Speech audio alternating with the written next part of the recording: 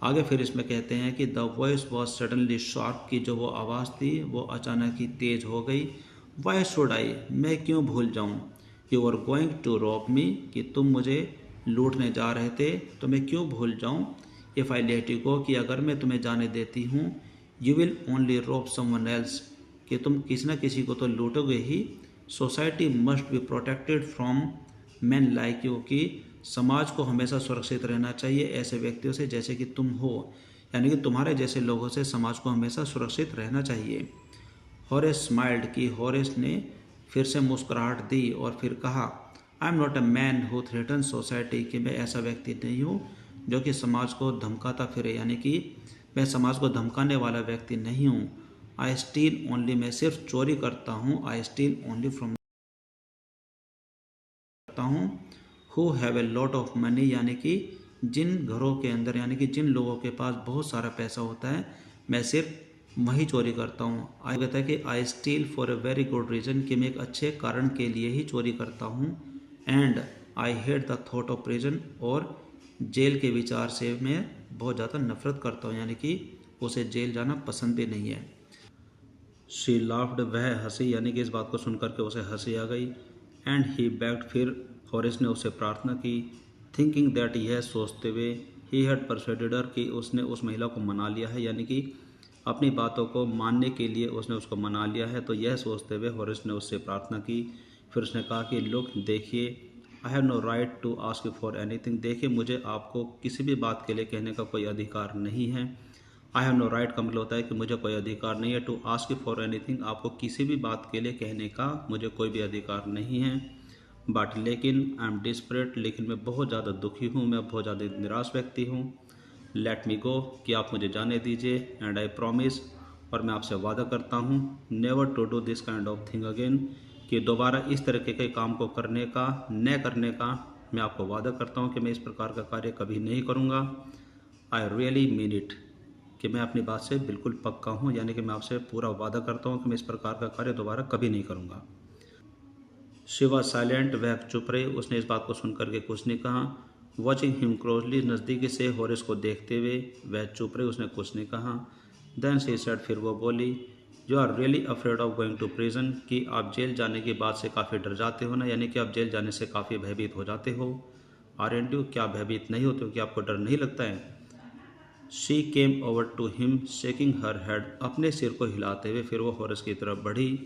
फिर उसने कहा, I have always liked the wrong kind of people, यानी कि मैंने हमेशा सिर्फ गलत आदमियों को ही पसंद किया, यानी कि मुझे हमेशा रॉन्ग व्यक्ति ही पसंद आए हैं।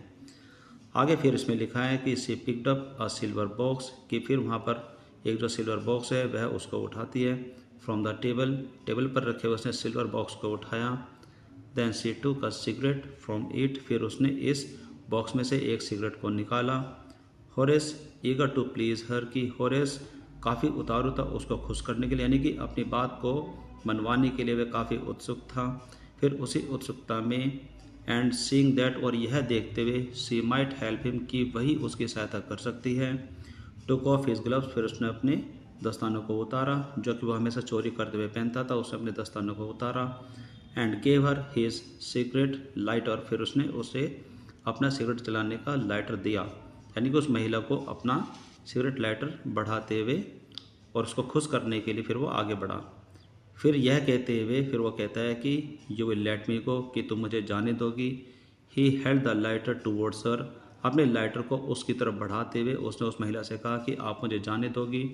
फिर वो महिला कहती है कि यस, जी हाँ, मैं आपको जाने दोगी, बट लेकिन only if you will do something for me, कि अगर आप मेरे लिए कुछ करोगे तो ही मैं आपको जाने दूंगी। फिर इसमें हॉरेस कहता है कि एनीथिंग यू से, कुछ भी, जो भी आप कहें मैं आपके लिए सब करूँगा। फिर आगे इसमें लिखा है कि before we left for London, कि लंदन में जाने से पहले, आई प्रॉमिस्ड माई हस्बैंड, कि मैंने अपने पति से वादा किया था, to take my jewels to our bank, कि मैं अपने सारे आभूषण को बैंक में रख दूंगी।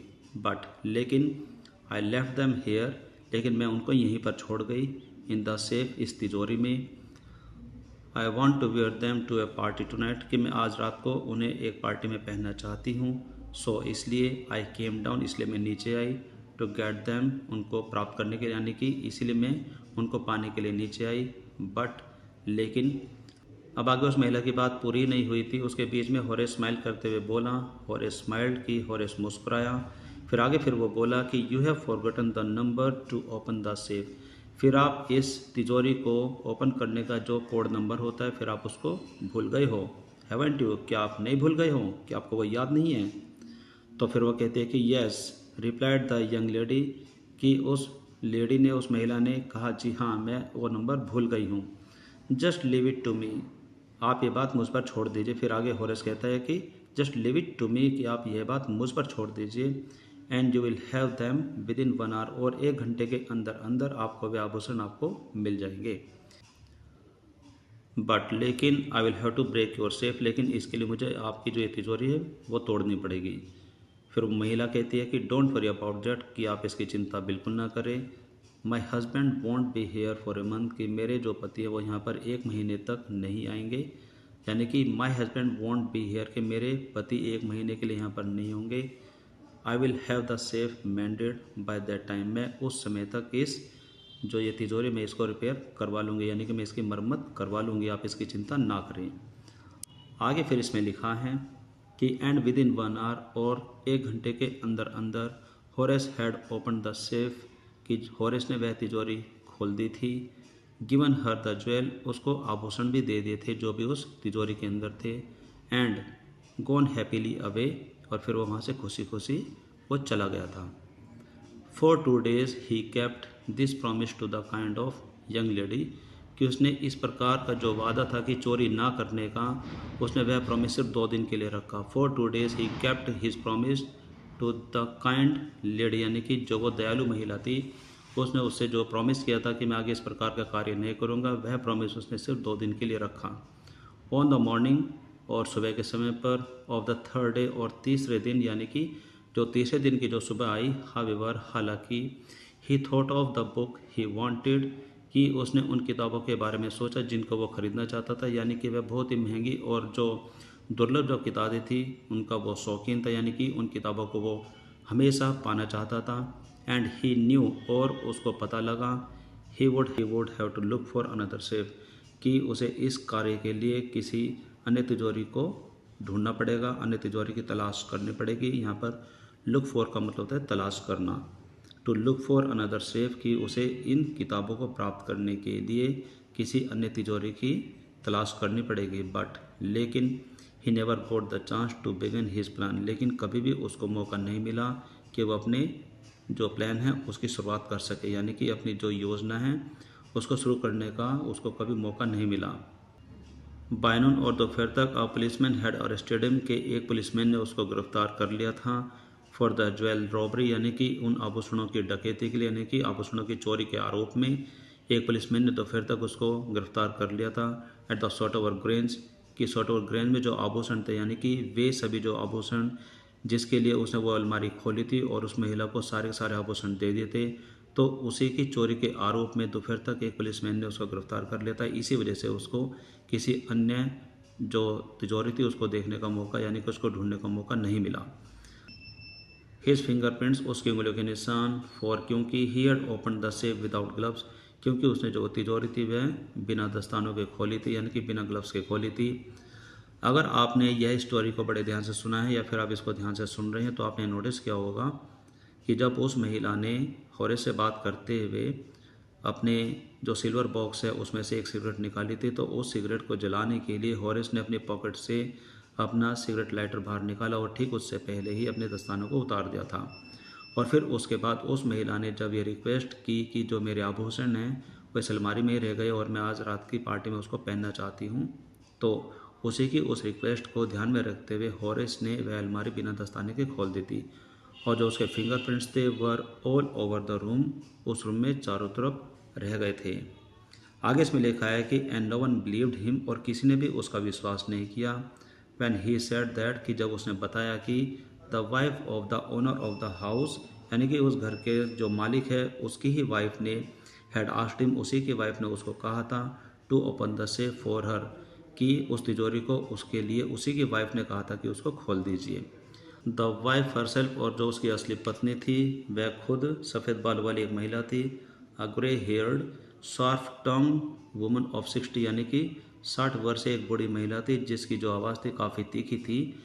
उस महिला ने कहा यानी कि जो असली पत्नी थी उसने कहा said that the story was nonsense कि जो हॉरेस ने जो भी कहानी बताई है वो पूरी तरीके से झूठ है, पूरी तरीके से बकवास है। आगे इसमें लिखा है कि Horace is now the assistant librarian in the prison कि जो हॉरेस है वो इस समय जेल में है और जेल का जो पुस्तकालय है उसमें वो असिस्टेंट लाइब्रेरियन का काम करता है।